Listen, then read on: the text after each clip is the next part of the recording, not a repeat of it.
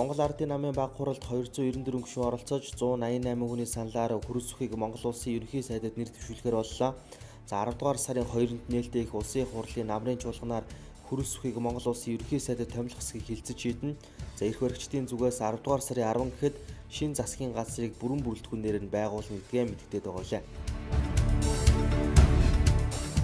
За нийслэлийн иргэдийн төлөөлөгчдийн хурлын дарга сандууг өнгөрсөн 7 хоногт үүрэгтэй ажилласан чөлөөлсөн. За иргэдийн хурлын төлөөлөгчдийн 11 дугаар хуралдаанаар нийслэлийн иргэдийн төлөөлөгчдийн хурлын шинэ даргыг сонгох байсан ч нэр дэвшин өрсөлдсөн амар сайхан, баяр сайхан нарын санал тэнцэж нийслэлийн иргэдийн төлөөлөгчдийн хуралдах Монгол Ардын намын бүлэг 5 хоногийн хугацаатай завсарлага авсан. За завсарлагын хугацаа энэ баасан гарагт дуусч шинэ даргыг үүрэгтэй ажилд нь томилох юм аа.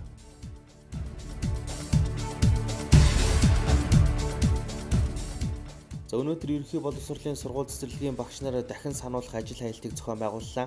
За энэ сарын 21-нд болсон ажил хаялтын үеэр 300 гаруй сургууль цэцэрлэг хичээллээгүй. За харин өнөөдрийн ажил хаялтад хичнээн багш оролцсон тухай мэдээлэл одоогоор гараагүй байна.